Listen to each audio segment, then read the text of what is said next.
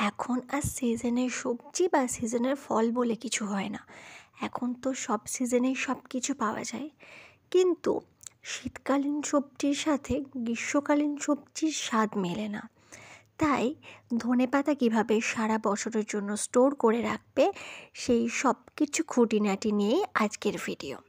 তাই পুরো ভিডিওটা স্কিপ না করে দেখো। তো আমি এখানে এক গুচ্ছ ধনেপাতা নিয়েছি। এবার আসি বাছাই পর্বে। ভীষণ কঠিন শক্ত শক্ত কথা বলবো না, যাতে বুঝতে প্রবলেম হয়। ধনেপাতার নরম কিছু ডাঁট আমরা রাখবো, যেগুলো আমাদের মনে হবে যে ইজিলি শুকিয়ে যাবে। আমিও বেশ কয়েকটা ভিডিওস দেখেছি, সেখানে অনেক ট্রিকি অনেক শক্ত কথা বলা হয়েছে। তো আমরা সেই সব কিছু অ্যাভয়েড করে ইজি প্রসেসে যাব। এভাবে আমি সমস্ত ধনেপাতাটা বেছে নেব। এবার ধনেপাতাটা ধুয়ে নেওয়ার পালা। আমি জলে কয়েক টুকরো বরফ দিয়েছি। বরফ না থাকলে তোমরা চিল্ড ওয়াটারও ইউজ করতে পারো। এবার সব ধনেপাতাগুলো দিয়ে আমরা বেশ কয়েকবার ধুয়ে ফেলবো, যতক্ষণ না ধনেপাতাটা প্রপারলি পরিষ্কার হচ্ছে। এবার আসি আমরা বরফটা ইউজ করেছি কেন। আমরা যদি বরফটা এখানে ইউজ করি তাহলে ধনেপাতার রঙটা সবুজই থাকবে, শুকিয়ে যাওয়ার পরে আর কালো হবে না। তাই বরফ বা child water must be important. এবার আমরা একটা বড় ছাঁকনির মধ্যে ধনেপাতাগুলো তুলে নেব, যাতে এক্সট্রা জলটা ইজিলি বেরিয়ে যায়। কোনো প্রসেস কিন্তু স্কিপ করা যাবে না।